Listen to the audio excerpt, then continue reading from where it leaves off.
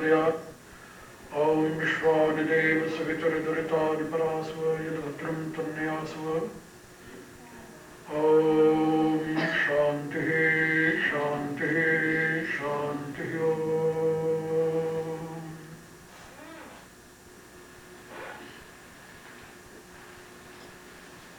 As I was telling you that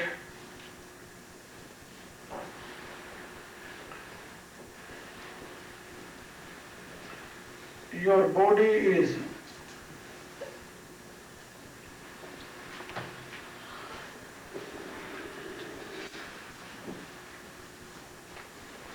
model of this Virat Purusha.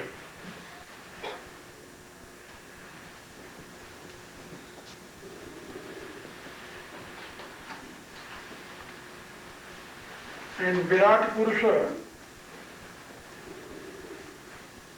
is called Cosmic Purusha.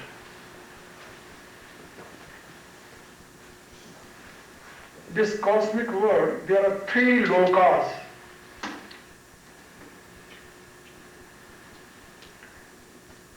Devlokas,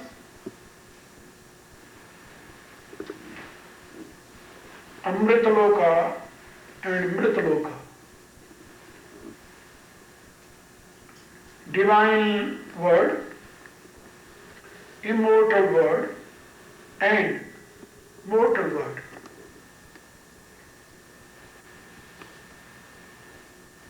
And whatever is in cosmic form, and same you will find in your form too. So from thyroid to Brahmachakra, this is called Devloka, divine world. And from thyroid to navel, and it called immortal world, Amritaloka. And from navel to your toes is called mortal world, Mritaloka. As you know that our every activities related with this mortal world is projection of lower part of our body. So, among these three lokas, there are 8 chakras. 3 chakras are in Devloka: intellect, ego, and mind. Threefold nature, or 3 level of nature is residing with these 3 chakras. Then immortal loka is third. There are 3 chakras in immortal loka too. Thyroid, as I told, Vishuddha chakra, Anahat chakra, and Manipur chakra. These. And 2 lokas and 2 chakras, 2 chakras are in mortal loka. That is called Swadhisthana and Mooladhara. One is situated near to your generative organ, and other is situated near to your tailbone. So our whole worldly activities are related with these lowest 2 chakras only. As our birth, our death, our relations, our family, our health, our wealth, all are related with these 2 chakras only, mortal world. And our consciousness, okay, it means our Jivatma, our self-consciousness is acting always among these 2 lokas, okay, and related with 2 lokas, and become prey of birth and death again and again, and traveling numerous species, not only 1 and 2, numerous species. Okay? and suffering and become prey of grief and sorrows and calamities. But when you will try to do this practice and you will elevate your, self-consciousness from these two chakras and you will bring it in immortal world, then you will be free from all these suffering. Okay? If you become unable to bring your consciousness in Devloka, okay, then you will achieve highest level of consciousness and you will be divine. Okay? So this process, a process of meditation, always help you how to reach that highest level of consciousness. And I am teaching here Mahayoga, and Mahayoga is very great process through which one can achieve highest level of consciousness and without any hard practices. Without any hard practices, you can easily approach them. This was very, very mystical process. And I know that many seers, great seers in India, they always try to hide it. They were not openly teaching this process. And many years I was thinking that it is not good to teach this mystical process. But I realized that it is not fair, it is not good. Because without knowing, nobody can do this practice. And in our treatises, there is instructions, don't teach it to whom? Who is not proper aspirant. So how one can be aspirant without knowing that? So I decided, okay, I started to teach all these things. If anybody is proper aspirant, he will catch it and gain it and he will do in his own practice. Otherwise, it will be a great service of divine. Okay. So, I think that whatever I taught you, you will follow it, you will practice it. If you will practice it in your daily life, and one day will come in your life, in present life, you will achieve highest level of consciousness. There is no doubt. As I told you, this process is called Mahayoga in Upanishad. And 4 kinds of yogas are included in that. Mantra Yoga, Hatha Yoga, Lay Yoga and Raj Yoga. All 4 kinds of yogas are included in one process. Okay? So this is a very great thing. So you must, understand it and put in your daily practice. Okay? I would like to tell one thing more, that there was a sign. If you are coming late, you don't disturb us and go downstairs and sit there and meditate. But many people, didn't follow that. And I think that those people who came, entered here, they were, they were knowing English very well, but they didn't follow. It is not good. Okay? If you want to join us, you must come before 7:30. Okay? And if you are not coming here before 7:30 and coming after that, go downstairs and sit there. Whatever instruction I am giving here, you can listen. Okay? There are 2. And you can follow my instruction, you can meditate there. And when I finish my meditation, then come up and listen my talk. Now, I am going to teach 15th chapter of Bhagavad Gita. And I will start today. Just now you can pray God and join me.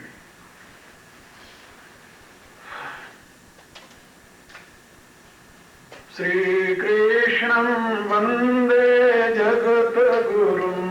Sri Krishnam Vande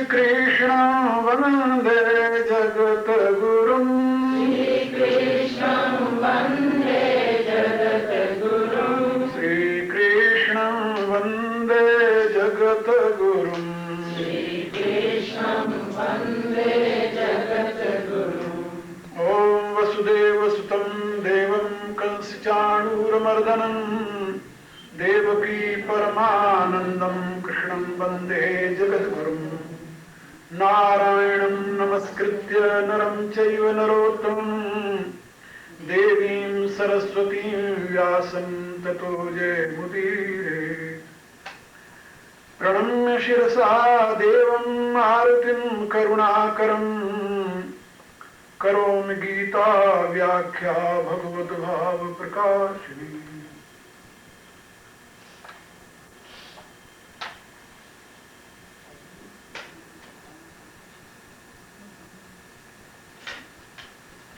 मेरी प्रिय आत्मा,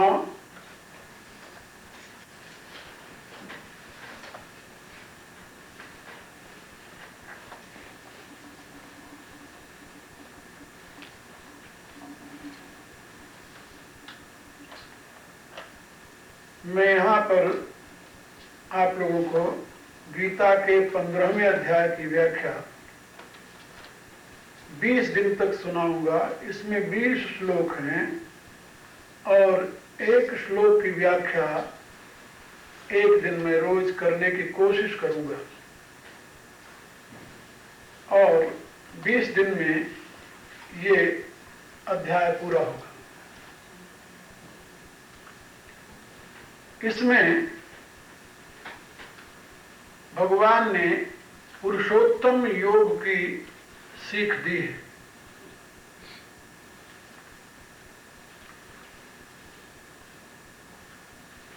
क्योंकि मैं गीता पर ये व्याख्या लिख रहा हूं, इसलिए अंग्रेजी में नहीं हिंदी में ही बोलूंगा। जो कुछ बोल रहा हूं ये पुस्तक रूप में परिणित होगी, इसलिए इसमें मैं अंग्रेजी का मिलावट करना नहीं चाहूंगा।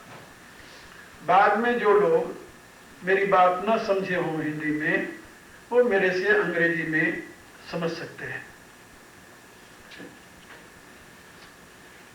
14वें अध्याय के अंत में अर्जुन का एक प्रश्न था कि 3 गुणों से ऊपर कैसे उठा जा सकता है। 13वें अध्याय में भगवान ने पहले प्रकृति और पुरुष की सत्ता का वर्णन किया। 14वें अध्याय में प्रकृति के अधीन रहने वाले पुरुष की गति का वर्णन किया और उसमें कारण बताया 3 गुण। जो 3 गुणों से अभिभूत है वही संसार चक्र में भ्रमण करता रहता है। जो इन 3 गुणों से मुक्त हो जाता है वह संसार भ्रमण से मुक्त हो जाता है। भगवान के इस कथन के आधार पर अर्जुन की ये जिज्ञासा कि प्रभु इन 3 गुणों से कैसे मुक्त हुआ जा सकता है, वह कौन सा साधन है, और जो इन 3 गुणों से मुक्त हो गए हैं उनका लक्षण क्या है। ये 2 प्रश्न अर्जुन ने वहां पर किए हैं। भगवान ने इसका उत्तर दिया है 14वें अध्याय के अंत में। तो सबसे पहले 3 गुणों से मुक्त हुए पुरुष का लक्षण क्या है यह भगवान ने बताया, और फिर बाद में यह समझाया कि 3 गुणों से मुक्त कैसे हुआ जा सकता है। इसके विषय में बताया कि केवल मेरी अनन्य भक्ति मनुष्यों को 3 गुणों से मुक्त कर सकती है, 3 गुणों से ऊपर उठा सकती है, दूसरा कोई साधन नहीं है।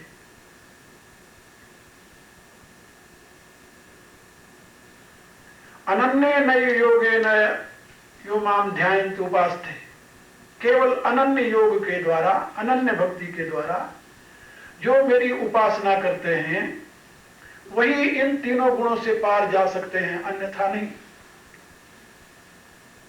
यहां पर एक बात समझने की है। भगवत गीता में मनुष्य के जीवन को 4 भागों में विभाजित किया है। पहले स्थूल शरीर के रूप में, दूसरा मानसिक शरीर के रूप में, तीसरा बौद्धिक शरीर के रूप में, और चौथा बौद्धिक शरीर से परे उसका जो सेल्फ जिसे कहते हैं आत्मा जो है उसके रूप में। और बताया कि जो आत्मा है वो परमात्मा की ज्योति है, परमात्मा का ही प्रकाश है, परमात्मा का ही अंश है, लेकिन वह बुद्धि, मन और शरीर के साथ तादात्म्य करने के नाते अपने यथार्थ स्वरूप को भूल गया है। इस अबोधता के कारण, अज्ञानता के कारण वह अनेक प्रकार की जोड़ियों में भटकता है। यदि वह इससे मुक्त होना चाहे तो केवल एक ही उपाय है कि उसका जो कारण है, उस आत्मा का, उस जीवात्मा का, उस चैतन्य का जो कारण है, परम चैतन्य परमात्मा, उसके साथ वो जुड़ जाए अथवा उसकी तरफ अपना मुंह कर ले। जब उसके साथ जुड़ जाता है तो ये तीनों गुणों का जो प्रवाह है, बुद्धि से लेकर के शरीर तक, इनसे वो मुक्त हो जाता है। बुद्धि सतोगुण की है, मन रजोगुण का है और शरीर तमोगुण का है। इन तीनों से वो मुक्त हो जाता है, तीनों से परे हो जाता है और परमानंद का भाजन बनता है। इनमें रहते हुए भी इनसे अलग रहता है। जैसे कमल का पत्ता पानी में रहते हुए भी पानी से अलग रहता है, जैसे कीचड़ में रहते हुए भी कीचड़ से अलग रहता है, इसी रूप से यह आत्मा इस शरीर में रहते हुए भी इस शरीर से अलग रहता है, जो इन तीनों गुणों से मुक्त हो जाता है, पार हो जाता है।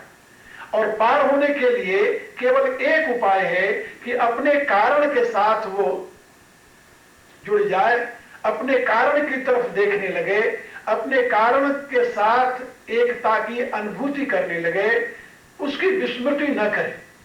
ये भगवान ने समझाया, क्योंकि वो जो कारण है, भगवान कहते वो कारण मैं हूं। और ये जो विस्तार जगत का है, इस समस्त ब्रह्मांड के विस्तार का मैं ही आश्रय हूं। ब्रह्मणो अहम प्रतिष्ठा। और जो शाश्वत सुख है उसका मैं आश्रय हूं, जो शाश्वत धर्म है उसका मैं आश्रय हूं, और जो अमृत पद है उसका भी मैं ही आश्रय हूं। मेरे सिवा और कोई आश्रय नहीं है। इसलिए जिसको शाश्वत धर्म चाहिए, शाश्वत पद चाहिए, अमृत पद चाहिए और मेरे साथ एकत्व की अनुभूति चाहिए, उसको तो मेरे ही शरण में आना होगा, मेरे को ही समर्पित होना होगा, और कोई दूसरा उपाय नहीं है। जितने शुभ कर्म हैं, सत्कर्म हैं, ये सारे के सारे सतोगुण से लेकर के और तमोगुण तक फैले हुए प्रकृति के प्रवाह में ही आते हैं। कोई भी कर्म ऐसा नहीं है जो प्रकृति से परे हो। प्रकृति के बिना कर्म नहीं होता, बुद्धि से परे कोई कर्म नहीं जा सकता। और मेरा अपना अस्तित्व जो है, भगवान कहते हैं, वो कर्म की सीमा में नहीं है। तो किसी कर्म के द्वारा तुम मेरे तक नहीं पहुंच सकते। यदि मेरे तक पहुंचना है तो उसके लिए केवल तुम्हारा समर्पण, कंप्लीट समर्पण, पूर्ण समर्पण के साथ ही तुम मेरे से एकता की अनुभूति कर सकते हो। इसलिए अनन्य नई योगेन यो माम ध्यायन्तु उपास्ते, जो अनन्य योग के द्वारा, अनन्य योग माने न अन्य अनन्य, भगवान और मैं दो अलग अलग नहीं है। यानी भगवान मेरे से अन्य नहीं है, मैं भगवान से अन्य नहीं हूं, उसको अनन्य कहते हैं। भगवान के सिवा और किसी की सत्ता नहीं है, ये अनन्यता है। इस अनन्य भाव से जो भगवान के साथ जुड़ जाते हैं, भगवान कहते हैं वो गुणों से मुक्त हो जाते हैं। अब वो भगवान क्या है जिसके साथ जुड़ करके गुणों से मुक्त हुआ जाता है? यदि भगवान वो है तो ये सारा प्रसार जो जगत का ये क्या है और ये कहां से आ गया? ये प्रश्न होता है। अब इस 15वें अध्याय में भगवान उसी का उत्तर दे रहे हैं। इसी बात का उत्तर भगवान दे रहे हैं कि ये जो जगत है, विस्तार है, प्रसार है, इससे और वो जो भगवान जिसकी बात कर रहे हैं मैं, इन दोनों में क्या संबंध है। और इस जगत से परे यदि वो है तो ये जगत किससे कैसे आया, कहां से आया, किससे आया। और यदि वही इस सब रूपों में है तो उससे एक होना, उससे अलग होने की बात कहां रही। इस रहस्य को भगवान ने 15वें अध्याय में समझाया है। इसका नाम है पुरुषोत्तम योग। पुरुषोत्तम योग का प्रारंभ करते हुए भगवान ये बात बता रहे हैं कि जो कुछ जगत तुम देख रहे हो, दृश्य जगत, इसका मूल आधार एक अव्यक्त है और वो अविनाशी है। क्योंकि मनुष्य जब किसी तत्व की खोज में प्रवृत्त होता है तो उसके सामने पहले जो ग्रॉस है, जो मटेरियल है, जो स्थूल है, उसी को देख करके उसी के सहारे आगे बढ़ता है। वो कोई भी व्यक्ति बिना स्थूल तत्व को अपनाए कभी भी किसी भी सूक्ष्म या कारण तत्व की खोज में प्रवृत्त नहीं हो सकता और न तो उसमें सफलता प्राप्त कर सकता है। इसीलिए जो कोई महात्मा या महापुरुष परमात्मा की खोज में प्रवृत्त होते हैं, उनकी भी यात्रा पहले यही स्थूल जगत से शुरू होती। इसलिए भगवान अपनी बात को समझाने के लिए भी अब स्थूल जगत के रास्ते से ही समझा रहे हैं। और क्या रहे हैं? पहला श्लोक है श्री भगवान वाच। यह भगवान वाच इसलिए कहा कि ये गीता जो है ये किसी मनुष्य की वाणी नहीं है, ये भगवान की वाणी है। भगवान किसे कहते हैं, इसकी व्याख्या की गई। उत्पत्ति प्रलयश्चैव भूतानाम अगतिम गतिम वेत्त विद्याम अविद्याम च स वाच्यो भगवान इति। जो इस जगत को प्रकट कर सके, जो इस जगत को समेट सके, जो प्राणियों को उनके कर्मानुसार गति और अगति दे सके, और जिसको इस जगत और जगत के कारण रूप उस प्रकृति का पूर्ण बोध है, इसको अविद्या कहते हैं और उस कारण को विद्या कहते हैं। तो इस विद्या और विद्या का जिसको पूर्ण ज्ञान है, जो दोनों का ज्ञाता, दृष्टा, सर्वज्ञ, सर्वेश्वर है, उसको भगवान कहा जाता है। इसलिए यह गीता भगवान की वाणी है, भगवान वाच है। कहने का अभिप्राय कि जो सर्वज्ञ है, सर्वत्र है, सर्वसमर्थ है, वही यथार्थ बात आपको समझा सकता है। कोई इंसान कितना भी ज्ञानी क्यों न हो, वो पूर्ण रूप से आपको सत्य का अवबोधन नहीं करा सकता। तो ये भगवान की वाणी है, भगवान कह रहे हैं। भगवान तो पूर्ण प्रज्ञ नहीं, पूर्ण प्रज्ञ नहीं, वो तो सर्वेश्वर है, वो तो प्रज्ञातीत हैं और सर्वज्ञ हैं। इसलिए जो वो कह रहे हैं उनसे अधिक यथार्थ आपको कोई दूसरा नहीं समझा सकता। इसलिए गीता में सर्वत्र आया है श्री भगवान वाच। व्यासदेव ने गीता की स्तुति में बात स्पष्ट की है कि जितने अन्य ग्रंथ हैं हमारे, उन सभी ग्रंथों को ऋषियों के माध्यम से हमने प्राप्त किया है। ऋषि त्रिकालज्ञ थे, इसमें कोई संदेह नहीं। वो आप्त काम थे, पूर्ण काम थे, इसमें कोई संदेह नहीं। फिर भी वो ऋषि थे,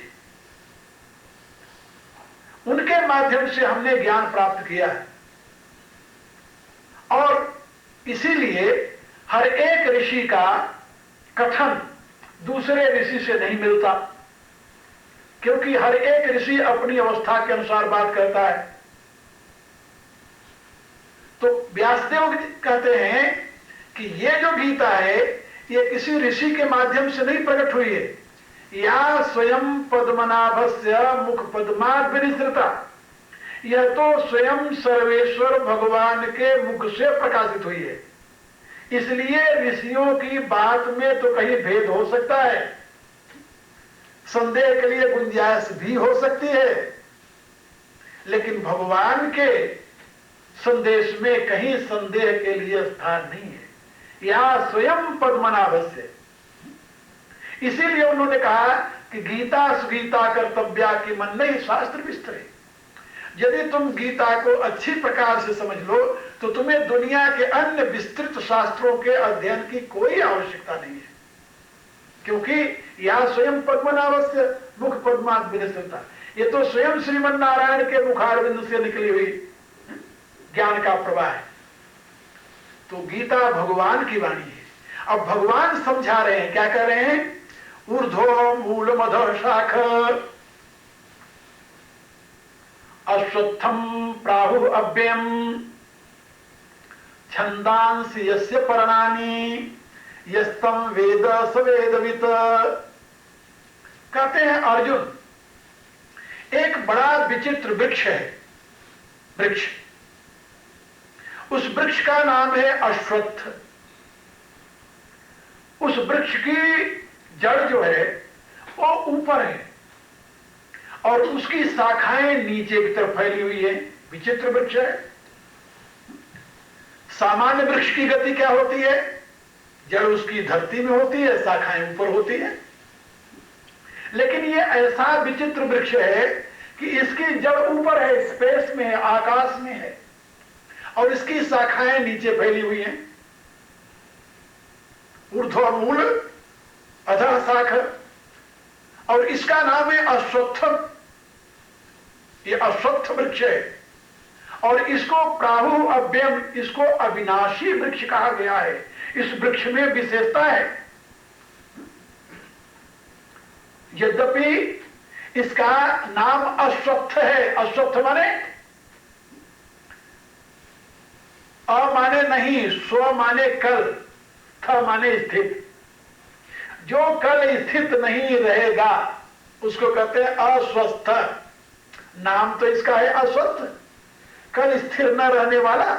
लेकिन है ये बड़ा विचित्र वृक्ष, अविनाशी है। अव्ययम, अव्यय माने जिसका व्यय न हो, कभी नाश न हो, है अविनाशी। नाम इसका अश्वत्थ है। नाम के बिल्कुल विपरीत इसका धर्म है, गुण है, प्राहु अव्ययम। और छंदांसी पर्णानि, और उस वृक्ष के पत्ते क्या है? कहा एक छंद, जो वेद के मंत्र हैं ये उस वृक्ष के पत्ते हैं। और जो इस वृक्ष को जान जाता है, जान लेता है, यथार्थ में वही वेद का ज्ञाता है। यह तम वेद तम वृक्षम, यह वेद स वेदवित्। उस वृक्ष को जो जान लेता है वही यथार्थ वेद का ज्ञाता है। जो इस वृक्ष को नहीं जानता वो वेद को नहीं जानता। बड़ा विचित्र वृक्ष है। कोई ऐसा वृक्ष आपने देखा जिसकी जड़ें ऊपर हो और शाखाएं नीचे? अभी तक तो देखा नहीं। भगवान कहते हैं तभी तो ये ऊर्ध्वमूल वृक्ष है। ये भगवान ने पहली बार कही है, भगवान ने तो कहा यहां पर, लेकिन उपनिषदों में, वेद में भी इस वृक्ष का वर्णन है। ऊर्ध्वमूलो अवां शाख एषा अश्वत्थम सनातन। कठोपनिषद में कहा गया कि एक सनातन अश्वत्थ है। सनातन माने नित्य, शाश्वत, एटर्नल एक वृक्ष है, उसका नाम है अश्वत्थ। और उसकी जड़ ऊपर है और शाखाएं नीचे हैं।